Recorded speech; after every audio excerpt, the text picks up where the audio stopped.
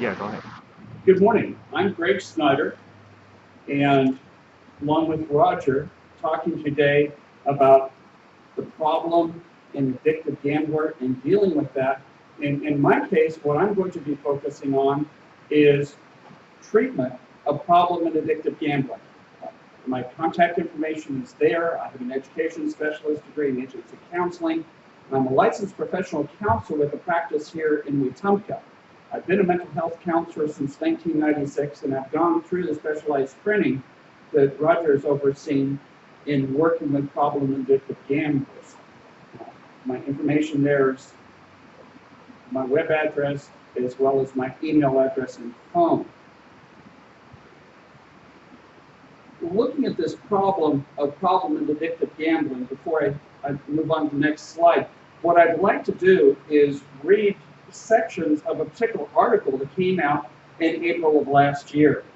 In this case, there was an Etowah County, Alabama woman who had a gambling addiction, who ended up being sentenced to prison for a $933,000 theft from her former employer.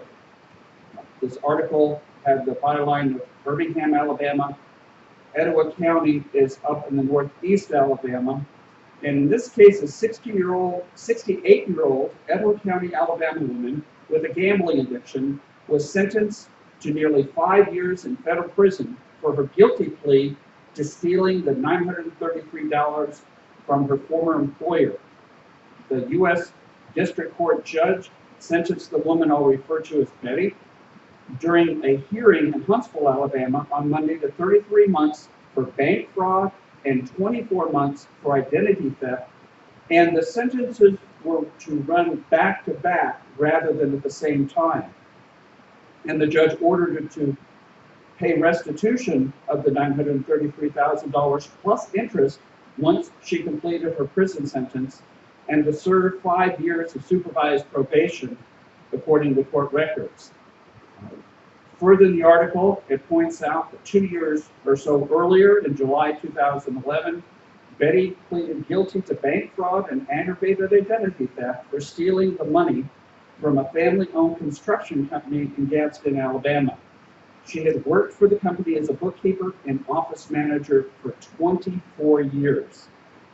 Between October of 2003 and February of 2010, Betty obtained signatures from the company's president or the president's parents on more than 100 bank checks, which she claimed she was using to conduct company business.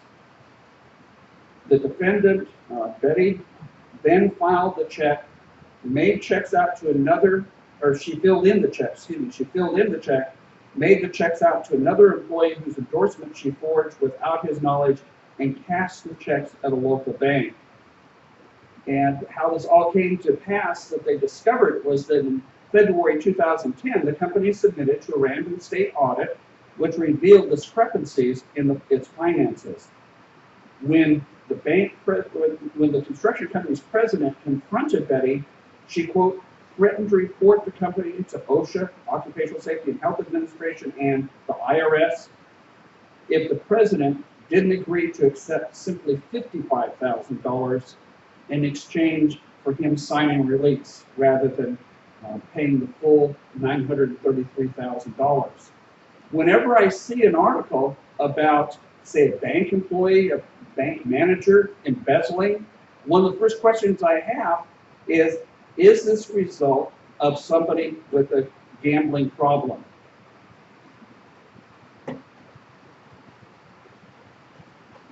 Another way of looking at gambling, in addition to the definition that Roger gave, was gambling is behavior involving the risk of money or valuable possessions on the outcome of a game, contest, or other event in which the outcome is at least partially determined by chance.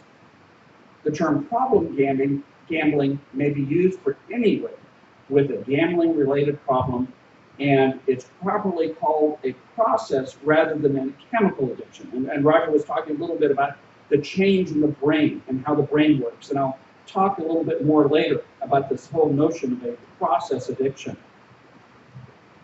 The client's or the person's gambling level may be viewed along a stretch or a continuum from no gambling to severe / pathological gambling.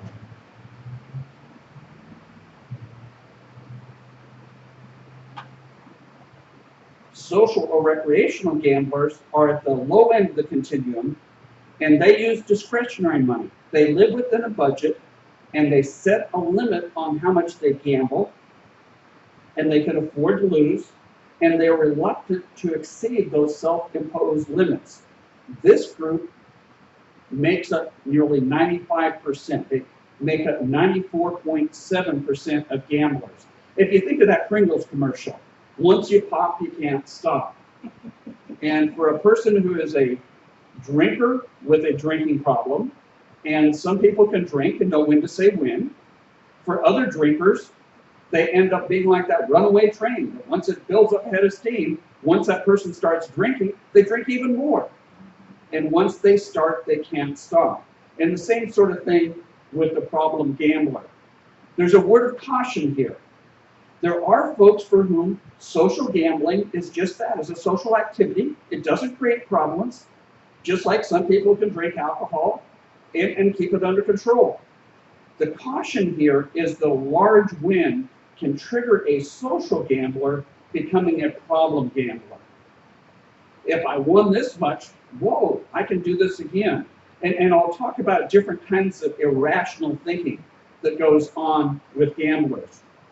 So you have a person on one end who's not got a problem, does not involve themselves in gambling. On the other end, we have folks like Roger telling about his own life when things were falling apart, and it was really he was paying a big price. His family and loved ones were paying a big price, literally and figuratively. Now, the problem gambler is not as severe. It's a person we could really look at as an addictive gambler. Problem gamblers are in the middle of that continuum. They're not yet at a diagnosable level. There's a particular resource that we professional counselors use to decide, does somebody have bipolar disorder, do they have problems with depression, anxiety, and so forth, and there are different criteria that are involved to make those diagnoses. The problem gambler has problems, but not yet an addict, if you will. And the type of gambling, still working on, there we go. The type of gambling may progress from the continuum to addictive, and in some cases, there are some, very few, but there are some folks that have a problem, recognize the problem, have the wake up, and say, whoa, okay, if I'm going to do this, I'm going to have to live within some constraints. But generally speaking, most of the folks go from the middle ground to the big problems rather than smaller problems. And problem gamblers are not likely to enter treatment until it's gotten really, really bad. As a mental health counselor, when I'm working with couples, many times when it comes to couples work, things get pretty bad before you come in to decide to talk to the counselor. You know, there's that whole question of how bad does something have to get before I decide to do something about it. And for couples, many times I'm working with that couple after things have gotten very deteriorated and they've dug themselves a real hole, and the big D, divorce word, has been tossed around. But, well, before we decide to do that, maybe we need to talk to a counselor. So in that respect, it is very common, just like us many times with something medically, especially us guys. How bad does something have to get before I decide to do something about it? And for the problem gambler, it's not until things have really fallen apart before they decide to do something about it. Now, pathological or addictive gambling is on that high end of the continuum. It's a mental health diagnosis, and pathological gamblers comprise 1.7% of all gamblers. Pathological gambling, or PG, recently has been changed from, in that particular manual that we use to make diagnoses, It used to be considered an impulse control disorder. Whether it's just like somebody who's got a problem with an explosive temper or doing something just boom, without thinking about it, and it's an impulse issue, it's no longer viewed as an impulse problem, such as, say, a fire setting disorder. Now it is really recognized as an addictive disorder, much like other kinds of addiction affect the brain. And what's going on here is that there's a pleasure sensation in the brain. And that pleasure sensation in the brain gets to be all-consuming. It's almost like it takes over. You know, that host is the phrase that Roger used. And it's the person wanting to reactivate that feel-good center. And it's not a chemical that is doing it, but it's that same sort of action, that process that is doing it. Now, in order to look at the symptoms of pathological gambling, what we call addictive gambling, these symptoms or problems are evident in three clusters. Disruption of the individual's life. You know, certainly the person who ends up defrauding the construction company that she's worked for 24 years, big time disruption in that person's life. That loss of control, just like with alcohol or other drugs, the alcohol or other drug becomes more important than people and relationships. Gambling does that same sort of thing at the pathological level. It's, when we say pathological, we're talking sick, as in a sickness here. And finally, dependence. And just like with alcohol or dependence on other drugs, the dependence, it creates an increased tolerance. Just like for the alcoholic, it takes more alcohol in order to get the desired mind and mood-altering result. With gambling, it's that same sort of thing, that it takes more in order to get the same thing. One of the experiences I had as a counselor was working for 5 years with folks coming out of the federal prison system, just like Betty in this story from North Alabama. And I was working with folks that had been through a 500-hour drug and alcohol treatment program.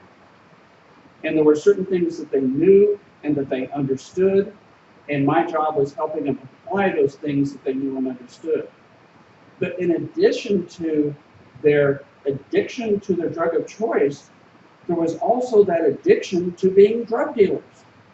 And for those that were in the game, as they called it, the drug dealing game, for those folks, it took a bigger and bigger deal in making more and more, and that too was an addiction that I had to work with these folks in order to help them figure out how to not only overcome their dependence on their drug of choice, but also that addictive quality of the lifestyle. Something as seemingly harmless as caffeinated coffee that most of us have appreciated and enjoyed this morning. For any of you that have ended up having to have some sort of medical test where you're taking nothing by mouth after midnight or just plain water after midnight or getting ready for a surgery, you've probably gone through caffeine withdrawal symptoms.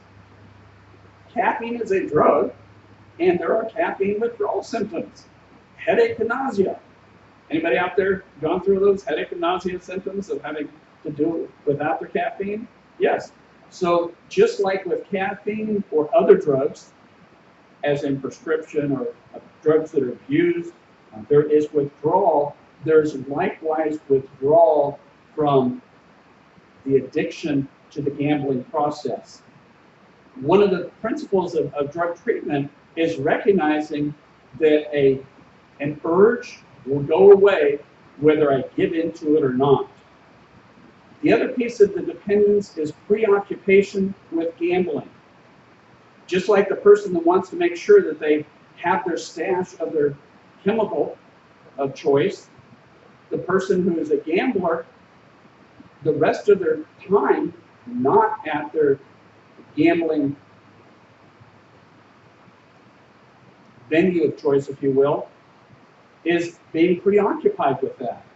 One of the things that was interesting in a particular text that I read on the subject is that there is a difference in the amount of time to get the payoff, or perceived amount of time to get the payoff.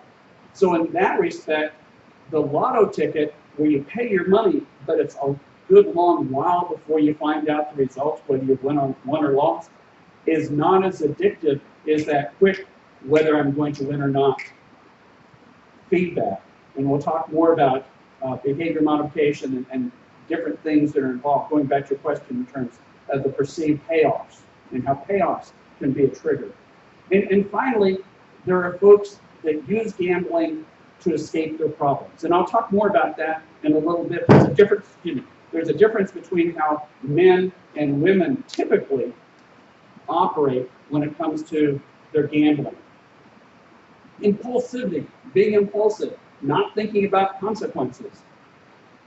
A person with a gambling problem will have impulsivity, whereas the person who's not at the pathological level will think through the potential consequences. So that impulsiveness, not thinking about consequences, is the thing that generally can be looked at as a defining line, if you will, in the sand between, is this some problem, or is this heavy-duty problem? There's another concept I have written down here that I want to mention to you, and that's the concept of seemingly unimportant decisions, or SUDs. In treatment of and working with folks, helping folks overcome addictions or other problematic behaviors, this notion of seemingly unimportant decision is something that at the time we don't think is a big deal. But when we look back on it, whoa, big time. This particular person, I'll call Betty again and refer back to her. The very first time she took something from her employer, chances are, and I've worked in the area of loss prevention for a year and a half, and looking back at some of the cases, that when we looked at folks who were employees stealing, it usually started with a small amount and progressed to a larger amount over time. Again, that takes more to get the same effect. And a seemingly unimportant decision is something that we look back on, and many times it is an impulsive decision. Just like the person who's pulled over for a DUI. That person's decision to pick up the keys when they've had too much to drink and put them in the ignition at the time doesn't seem like a big deal, but then down the road you can figure out that it really is. Now, to screen for problems, there's a screening that the Gamblers Anonymous group has called the 20 questions. And Roger will have copies of that available for folks here today. The other narrows it down to two big questions in the screening. Have you ever lied about your gambling? And if you've lied about your gambling, you may have a problem. Houston or Alabama, okay? The other question is, did you gamble more than you intended to? And then if you've done that more and more, guess what? You probably have a bigger problem. Just like the person who says, I'm only going to have this much alcohol to drink, and then the next morning looks at, oh my goodness, I can't believe how much I drank last night. And then that person that lies and covers that up. So those would be the two big questions. Did you ever lie about your gambling? And have you ever gambled more than you intended to? Now, the spread of the problem and who's at most risk that I want to look at next. And the first on that list is adolescents. And there are lots of different kinds of gamblings that don't have to do with going into a casino. And kids are learning to gamble on, and this is March that we're taping this, that we're presenting this. And right now we have March Madness going on. And there's a deliberate strategy of addressing gambling awareness during March Madness because gambling can create madness for folks. Adolescents oftentimes are very impulsive. I was talking to some men just yesterday morning about this particular presentation that I was preparing for and doing now. And they started sharing stories, not so much of adolescents, as college-age young men. And some college-age young men that were big time into problems with gambling. Casino employees and substance abusers are two other folks that are at risk here. The folks that are around it all the time are more vulnerable, and the longer the person is exposed to it, the more they're at risk. I would say that that's similar in some respect to that bank employee, the teller, who sees all this money around them and says, wow, you know, this isn't fair. But these other folks are getting all this money, and I'm working for this little bit. The whole conversations that we have inside of our head that are used as a rationale. The other piece here is a person who's single or divorced who happens to be male under 30 years of age is a higher statistical risk. Also, concerning the spread of the problem and who's at risk, is it's more prevalent among ethnic minorities, and in particular, where we're looking at lower socioeconomic level, because there's an inverse relationship. The lower amount that a person earns, the more they may be at risk for looking for that quick fix or that way to make up for those economic differences. The other thing that's an issue, and I may talk about it again later, but I want to talk about it right now, make sure I cover it, is that there is a very addictive quality to that person who's treated like a VIP, who may have a very menial job, where they're treated in a manner as if they're worthless, but they go into the casino and, whoa, I'm spending money, I'm treated like a VIP.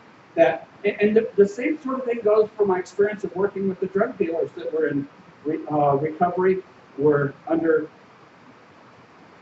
in the program that I was working with, that were coming out of the federal prison system, that whole sense of, hey, when I was in there doing it, when I was moving a lot of product, so to speak, when they were doing the deals, they were treated like a VIP. And that was a very addictive factor for them. And having to figure out how to not get back into that, quote, quick, easy money. And likewise for a person who's tempted, there's an expression back in the sailing days of waiting till my ship comes in. There's sort of a mentality of back in the day when there were ships and there was merchandise and folks were betting on a particular cargo and what the return on that investment was going to be, and that, oh, I'm going to have it all when my ship comes in. And that's that same kind of mentality. And there, through all the different studies, there was no identified typical age of onset. Yes, the earlier the person starts the gambling process, the more the brain gets wired for it, especially when the brain is more malleable and more of an formation stage. Now, there are problems that go along with problem gambling, and one of those problems is substance abuse and dependence disorders. Many times at the casino, alcohol and tobacco use will be that are addictive qualities will be going hand in hand. And the thing that's different about gambling, it can be addictive in and of itself without a particular substance impairing the thinking ability, but then when you combine the substance abuse and the gambling, then it compounds the problem and makes it more difficult for folks to think through logically. Being depressed, being diagnosed with a depressive disorder, a mental health depression, may come before it, may predate, and it also may contribute to the gambling problem. And then when you're looking at a person with problems with depression and alcohol use, which in itself is a depressant, and the person using alcohol as an escape and using gambling as an escape, you can see these things layer one on top of another. Different fears, The baseball players, spring practices are going on this time of year right now. And if you look at a baseball pitcher, whether they, you know, how many of them will end up having the superstition and not walking, stepping on the foul lines and so forth. Yeah, baseball players are notorious in terms of their phobias or their rituals, if you will. And certainly gamblers have a lot of different rituals. If I do this, then I'm going to be more lucky. Being anxious in general, not necessarily just because of a particular circumstance, but what's called generalized anxiety, having lots of things day to day. We've got rain going on. You might be able to hear that as you're listening to this. And that whole thing of fears that some folks might have regarding weather and so forth. Things like rainy weather that would make some folks a whole lot more anxious than usual. All kinds of different things. Now, this next piece, antisocial personality disorder. That is the person withdraws from others, is that lone wolf, is that loner, and also at times can be the person who really doesn't like other people. And that's a person with a gambling problem that's going to have a real hard time because that person is going to have a real difficulty in seeking assistance and working with others to overcome the problem, let alone admit their problem. Now, there are different theories. I'll just talk a little bit about it. The first thing I want to touch on is the whole thing of addictive behavior in general. And addictive behavior can be seen much like or akin to substance use disorders, a lack of control, preoccupation, that's all that we think about, the increased tolerance level and the withdrawal, the escape, and the cravings. There's a phrase, jonesing for it. I've got to have that. And the person with the gambling addiction can jones for gambling just like another person. And problems impacting one's body, minds, emotions, and social relationships. Just like the person who has problems with alcohol, and social relationships are impacted because the drug of choice, alcohol or other drugs, becomes more important than people. Likewise, folks with an addictive gambling problem, the gambling does become more important than the people. Now, 63% of problem gamblers seeking treatment were slot machine or card gamblers.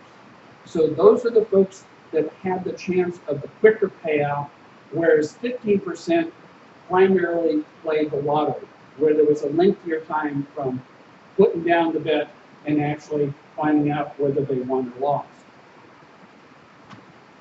There are two different kinds of gamblers. There are escape gamblers and competitive gamblers, and I'll start first with the escape gambler. The person here, just like the person with alcohol, who's escaping their problems, escaping from stress, financial worries, difficult home situations, and large winnings.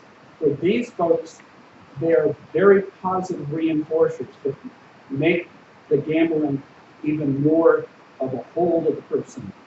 Gamblers associate gambling with money reinforcers. In other words, I'm going to get that payout, so that's going to drive me on, or the lack of a winning and losing. And I'll talk about the chasing. Roger talked about it a little earlier in terms of, oh, wait a minute, I lost. I've got to then try to win that back.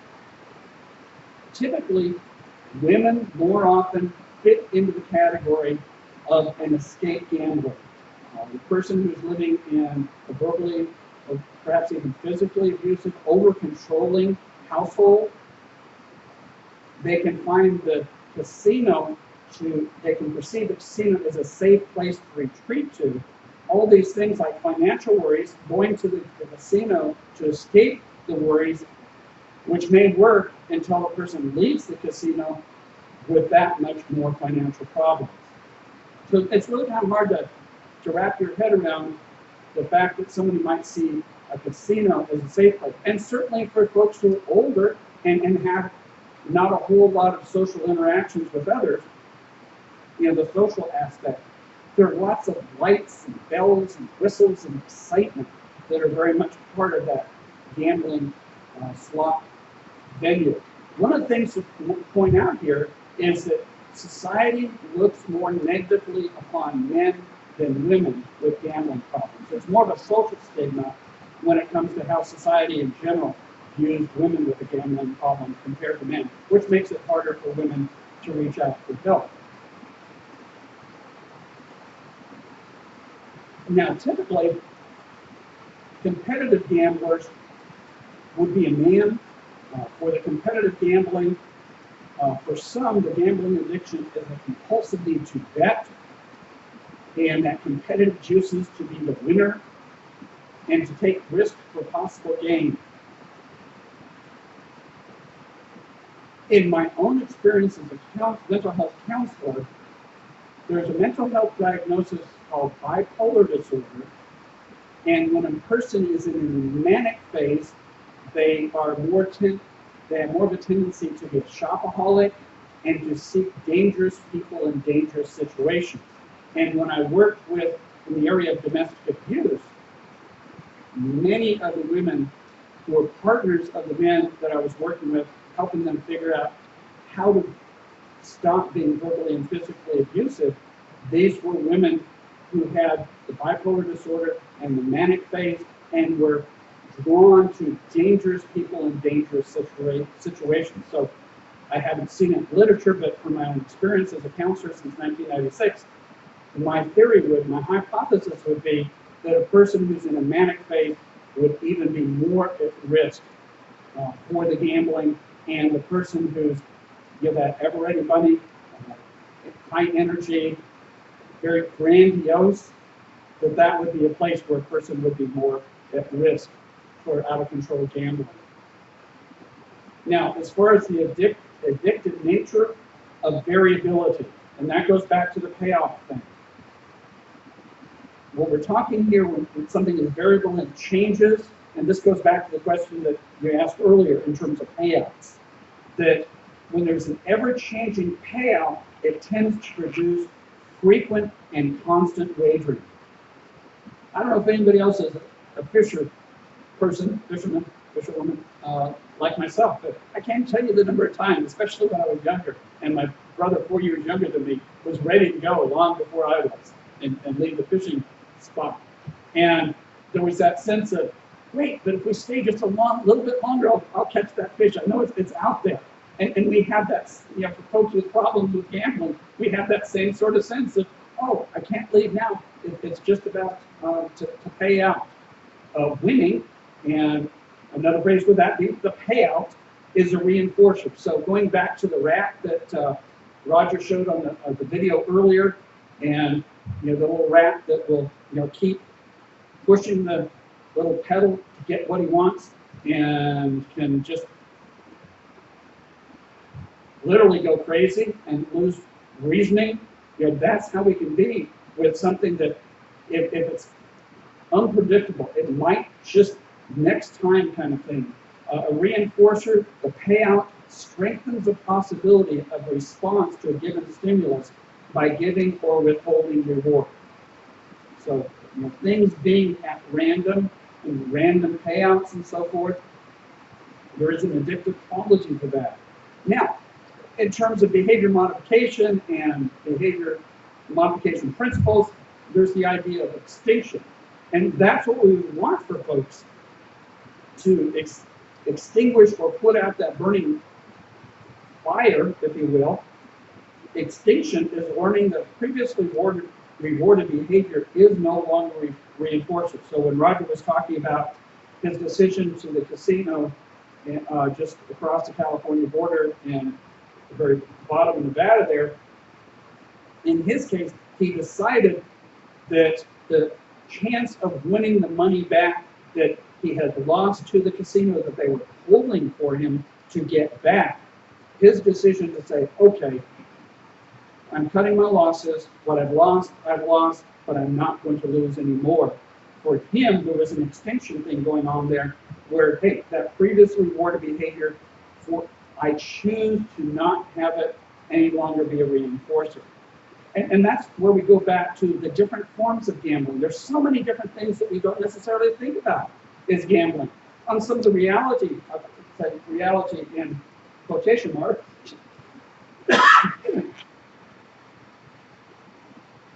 in some of the reality shows, whether it's hunting for gold, whether it's hunting for gems, whether it's betting on the contents of a storage unit that is up for auction, all these are different forms of gambling we don't normally think of as gambling.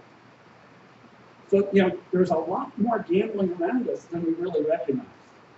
And, that whole thing of saying, again, like Roger did, okay, I'm going to abstain. I'm no longer going to engage in something that can pull me back in. For those of you who might be Star Trek fans, there was a character called the Borg, and there was a group mentality. When Captain John Luke Picard had this little mask on his face and so forth, and some of you may be too young for that, but there was the Borg. We are the Borg. We will assimilate you. Resistance is futile. And that gambling can have that sort of message to us that, hey, just give up, don't fight it. But it really does take a whole lot of work, and we'll talk about the hope that we can offer to folks. Now, the thing that is, as far as thinking theory, there's the learning and how we process and think.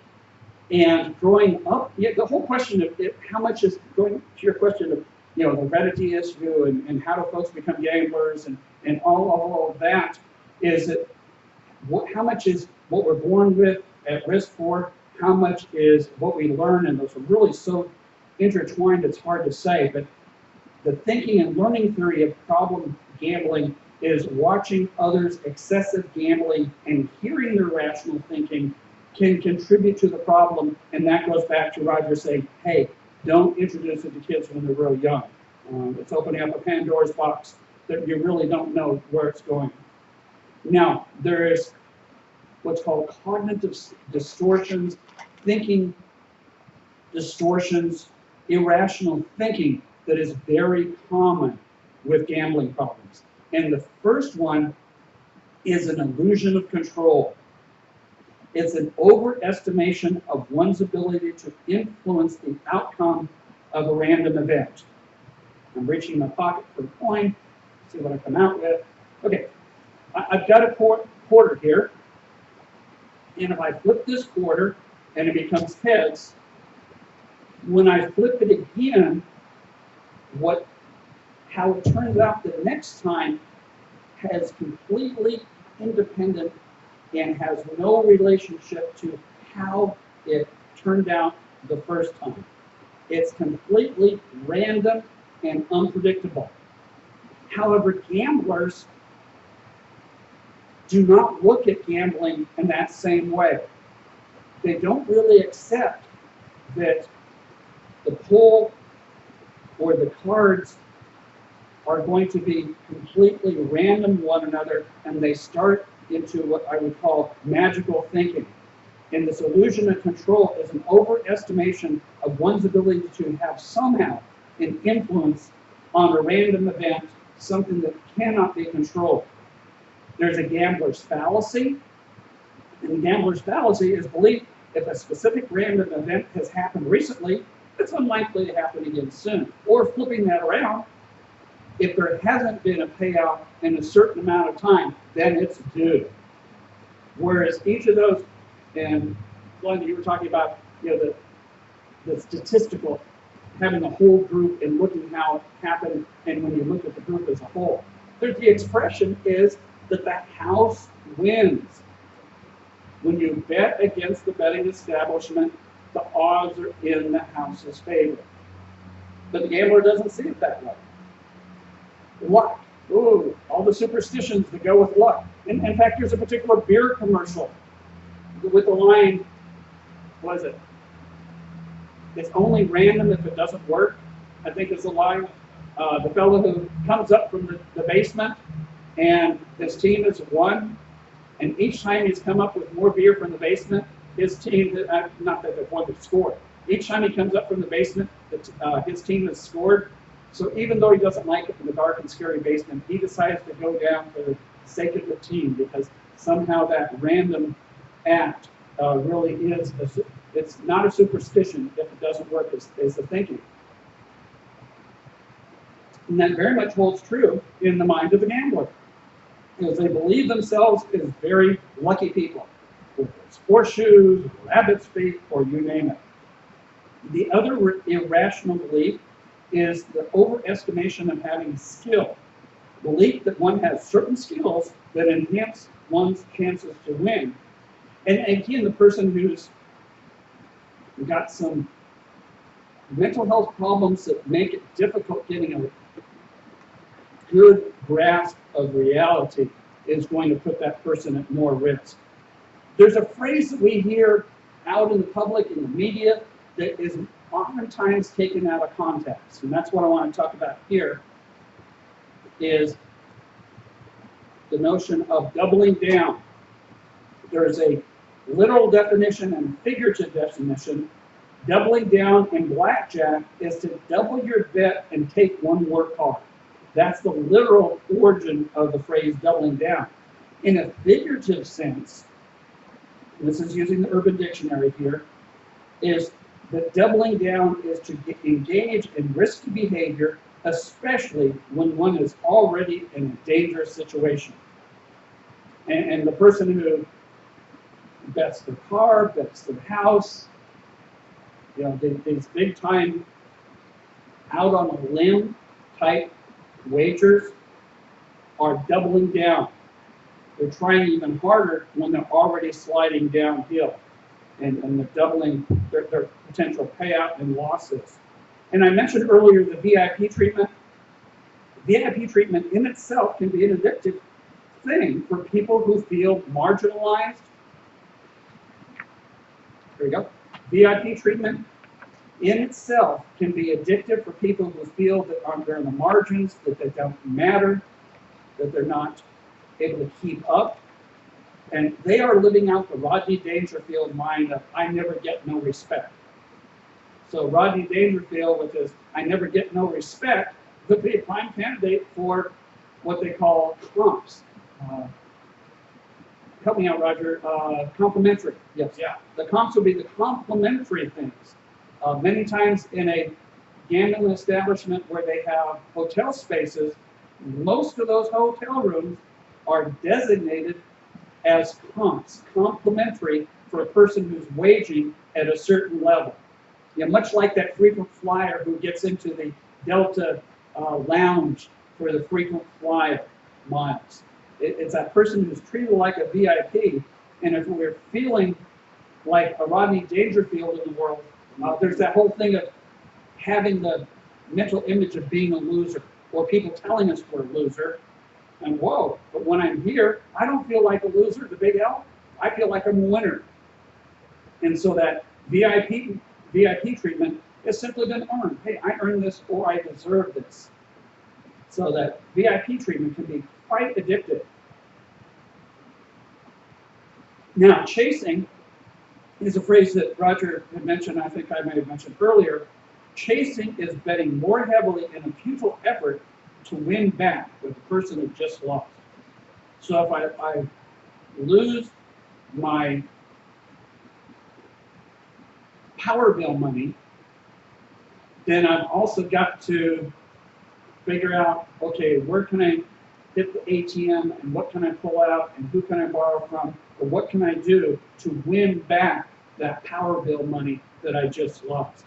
So chasing is chasing after that initial loss. Now, in terms of how the body works and the biological theory to gambling, and this goes back to the genetics, just as for a person who has a predisposition or predisposed or put more at risk, there may be, and research is showing more and more, that there is likely a genetically inherited factors that have to do with genes and so forth, and the genetic makeup we inherit.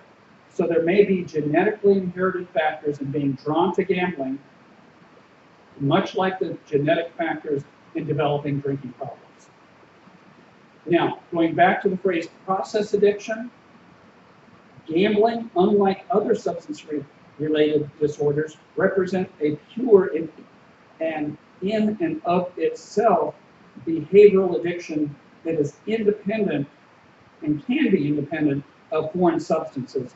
And when we have that, then indeed it's a process addiction. It's addicted to the process because a pleasure sensation part in our brain, much like the person who first uses, when we saw the pictures of the crystal meth, or the person who first uses cocaine, and that first high is the high that the person wants to get back to. And just like with a chemical, that the person takes the chemical to feel better, and then the chemical turns on them, and they're taking the chemical not to feel better, but to not feel so bad. And likewise, with the process addiction and the brain saying, I've got to have it. My granddaughter, when she was young enough to be in the shopping cart and was shopping with my daughter, it seems that my granddaughter at that point displayed some genetic predisposition to being a chocoholic. My mother was a self-proclaimed chocoholic. She just was, she craved chocolate.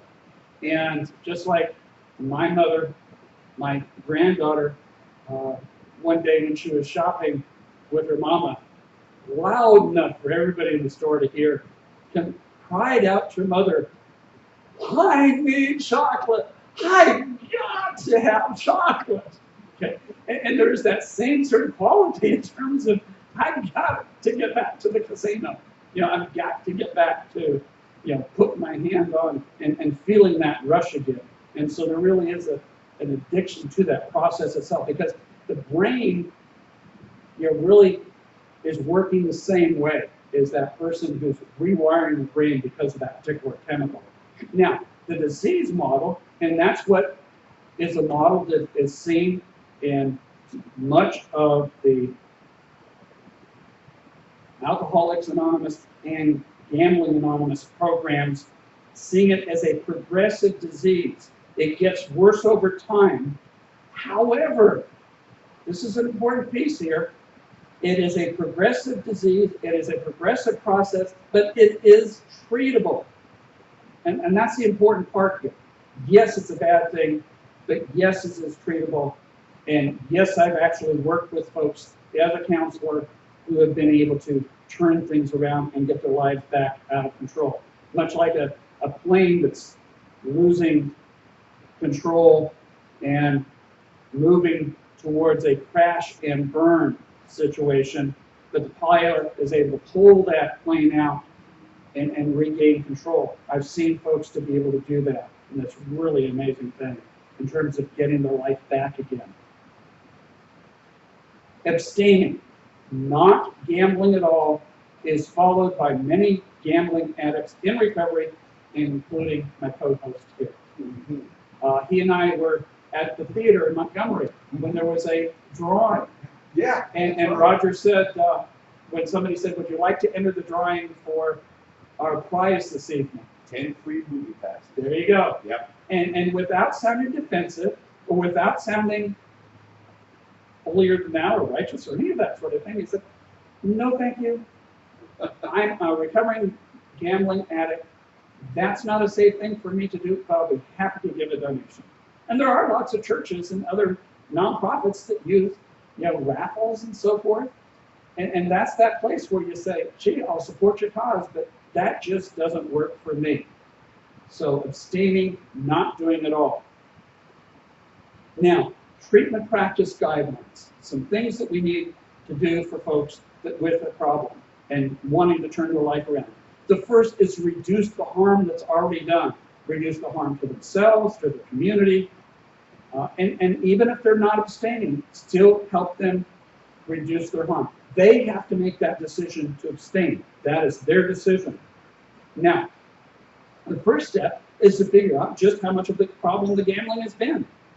And sometimes the person with the gambling problem has no idea how much debt they've accumulated. So that's one of the first things to do, is take a look at how bad is it? Just like somebody with a medical condition, how bad is it? And part of that is getting all the family and loved ones on the same page and all dealing with the money problems out in the open. Because just like the person will do all kinds of things, whether it's stealing from a relative or a neighbor to feed the drug habit, the gambling is the same sort of addiction.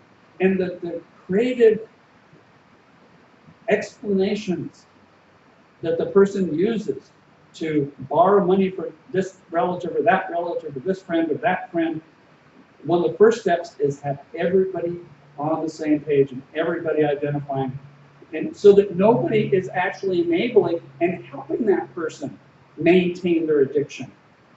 Now, one of the things that can be done is the person can have themselves barred from gambling establishments. For the person who says, hey, I just don't think I can do it on my own, it's cost me too much, it's too dangerous, I just have to stay away from there, asking the casino or the other gambling establishment to put them on a self-barred list. And it's not foolproof, it's not 100%. But one of the things it does is that the casino, they may or may not recognize that person on the self-barred list, but what is on their operational checks and procedures and so forth is that person is asking to be barred from the casino, and if they win, that they not be able to collect their winnings, because that money that they win feeds their addiction. And that's a pretty serious step. And I've known of folks for whom that has been a viable option. That has helped them turn their life around. The next piece here is support positive changes. So when we're working with somebody, they do need people to help them in their positive changes. We work at increasing their motivation to avoid or control the behavior problem. We need to be able to help the person with a gambling problem identify the high-risk situations. How did this happen? How did I get to this place? And how do I not get back to that same place again? Also having the person recognize their strengths. What are the things that are going to enable that person to be able to turn their life around?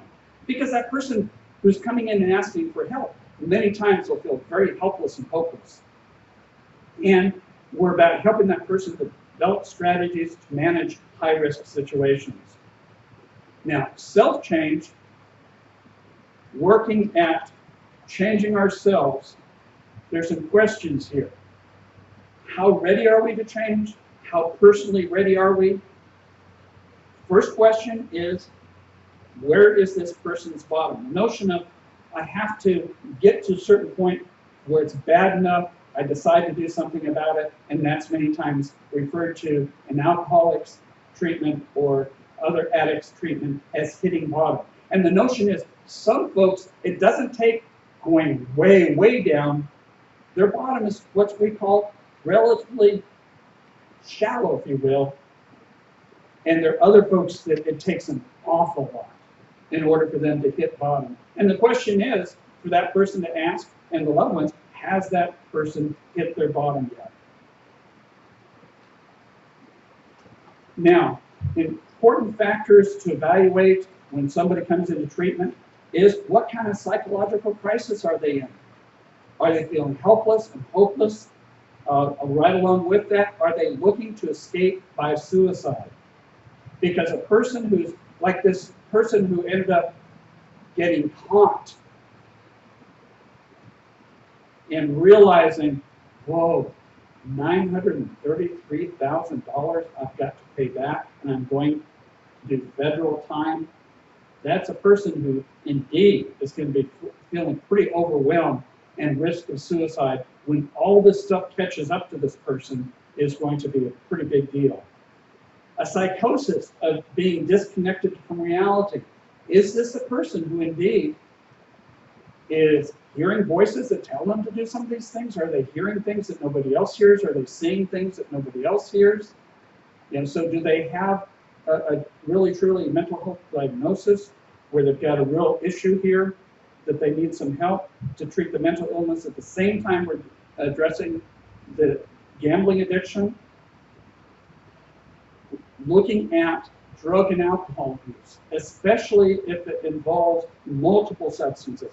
Many times people who do cocaine are doing the powder cocaine or the crack cocaine, and they're using alcohol to taper off the coming off the high of the speed, because that's what cocaine and the crack cocaine and with the crystal meth are about, their speed.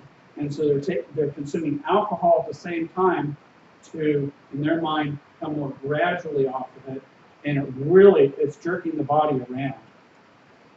So looking at these issues and looking at sort of what are the roadblocks, what are the obstacles, what are the things that can get in the way and undermine and sabotage this person's treatment, to include people who may not be all that ready to see this person turn their life around. Now, as far as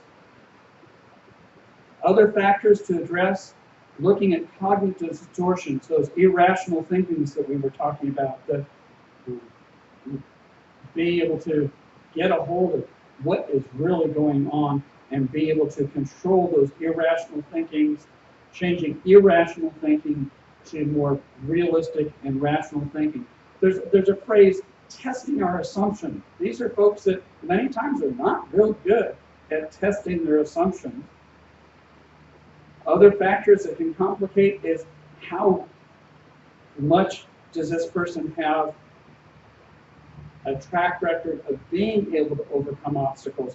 What is their personal effectiveness in controlling their gambling or taking control of other parts of their life? There was one time as a therapist, I was working in a locked, secure treatment facility for juveniles, and we had a youngster for whom he was there to figure out how to not do what he did that brought him into the locked, secure treatment facility, and weight management was on his list. And he was having a hard time saying no to a second helping of mashed potatoes. And putting it in treatment language, hey, look, if you can't say no to a second helping of mashed potatoes, how are you going to say no to what brought you here in the first place? So learning different ways to take control of our life. The other piece here is, and I haven't written it down, was that whole thing of dealing with secretive behavior. Whether it's chemical addictions or it's a gambling addiction, so much of it has to do with secretive behavior. There's a phrase called a dry drunk. It's a person who's no longer consuming alcohol, but they are still living the secretive life. They still have their stashes. They haven't laid it all out. And they still have their places to retreat back to the old ways. So this whole thing of looking at different obstacles that can get in the way of treatment, and just how ready for change are they? How bad has it gotten? And do they really recognize what's at risk and what they're going to lose, including relationships? That person who's doing their drug of choice, and you add in alcohol, which impacts their memory of when they were doing their gambling out of control. And looking at, there's a phrase called the relationship with the bottle. The alcoholic and their relationship to the bottle, much like an outside relationship, like an affair. And the person who has the gambling problem, who has the alcohol problem, it's like an outside relationship that the person is putting their time and energy into. And looking at the financial issues. How do we recover? Where do we start in being able to get the finances issued and dealing with legal problems? This person who's gotten locked up now is going to be on U.S. probation supervision. She's got $933,000 to begin paying. She's dug a pretty big hole. And there are many times consequences of choices that are going to be tough to deal with, but being able to take them, sort of like the business of an elephant, a bite at a time. Now, objectives, when I have somebody who comes into the office and is seeking help, the first thing I want to do is offer that person realistic hope that, yes, I have worked with folks, I do know folks, I know somebody who's a leader in the field of Gamblers Anonymous who has been able to give his life, and other folks I've known that were in a very bad place. Things had fallen apart. They were not the same person they used to be and hated themselves for it, but they were able to get to a place of recovery. And there's a whole thing of for folks in a church setting and dealing with things spiritually, there's a whole thing of forgiving ourselves, and there's a whole thing of forgiveness, but there's a whole other piece of restoration. How do we reconcile? How do we make things right? In this case, this all came up because a state auditor was reconciling the books, and the books weren't right. And it wasn't just the books that weren't right, it was the office manager who wasn't right. And so just like the books getting put in order, trying to figure out how do we start repairing the damage. There's the ServPro ad, the fire water damage ad, just like it never happened. Well, some folks would like to think they could act like it just never happened. But those family members, one of the things when I was working with folks in drug treatment coming out of the federal prison system, helping them recognize that as they were getting their lives together, they sort of thought that the people that were getting onto them about their drug use would no longer be getting onto them. And they were hearing this stuff from back when, and helping that person realize that, hey, wait a minute, now that you've got your life together and you're more together and it's a safer place for your loved ones, it's time for them to process and deal with just how bad it was. And it's not that they're beating you up over it if you're the person with a gambling problem, that you're the gambling addict. It's being able to recognize and hear them out. And no, we can't fix and go back and undo what we did, but helping those loved ones to be able to be validated that, hey, it's reasonable that they talk about just how much they were harmed by all this. So we're looking at how it's affected the folks that we live with. We want to take a careful and complete examination of the gambling behaviors to include just how much it's cost that person, and fostering the client making a choice about change and treatment goals and getting them invested in the process. Now, we also need to identify and learn about what were the triggers and what are the consequences that have come from this person's out of control gambling. And just like with the 12-step process of making things right and recognizing the damage that's done, and you're just taking a look at, whoa, this really is scorched earth that is surrounding me because of my behavior. We want to foster the client learning to control what leads to the gambling and implement other things. The question is, if we get rid of gambling, what are we going to use instead to feel better? So that's a big question. If I remove one thing, what am I going to do in its place to find satisfaction? I can't just get rid of one thing and not have something else in there to replace it to feel okay. You know, that pleasure sensation on the brain. What can give me that pleasure that's an okay, not destructive to me and those that I love? And finally, we want to foster in this person who's working at gaining control of their lives. We want to foster the client learning to successfully maintain the changes.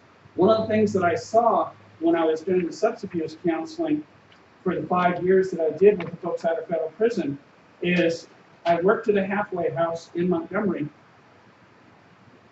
And for the folks who successfully completed the program and got time off their sentence for successfully completing the program, many times those same folks came back to the halfway house because they'd gone back to their addictive behaviors. And without it being a judgmental thing, I was asking the folks, what do you think happened? What can I tell the folks in the program so that they have a sense of what to watch out for? And a common thread was, well, once I was out there for a while and things seemed to be under control, and I saw other folks around me doing my drug of choice, I thought it was okay, and I could control it. In fact, there's one wonderful fellow that he and I had a good rapport, and I knew he was a Christian. So when I saw him, and he sort of hung his head, guy about my same age, and I said, I'll call him Mike. I said, you know, Mike, this kind of reminds me of a phrase from Proverbs. Like a dog that returns to its vomit is a fool who returns to his folly. He cracked up laughing, because that really, was what it was about. Is when we have ended up in a destructive lifestyle, when we find ourselves back into it. And that's not to say that, hey, once this person, has begun turning around, that there won't be missteps. But we're talking about missteps that are not stepping off the edge of the Grand Canyon kind of missteps. The kind of missteps that will bring you back into giving up your freedom. There's another phrase that was on the outside of the halfway house from Latin, and I'll finish with this, is a Latin saying, and it was in a neighborhood that was affluent at one point, it was run down at this point, and on the outside of the house was a raised design, and it said, meum dictum, meum pactum. And the meum it's Latin, and the meum is mine, and what it means is my word is my bond. What I say is what I will do. The dictum being words, pactum as in pactum handshake. And so the whole idea here is helping this person become a person of integrity again, regain control of their lives, and recognize that that is doable. It's going to be a struggle. Some things will never be the same again. But offering folks hope that when they have had their lives get out of control because of addiction to gambling, that they can indeed turn their lives back around.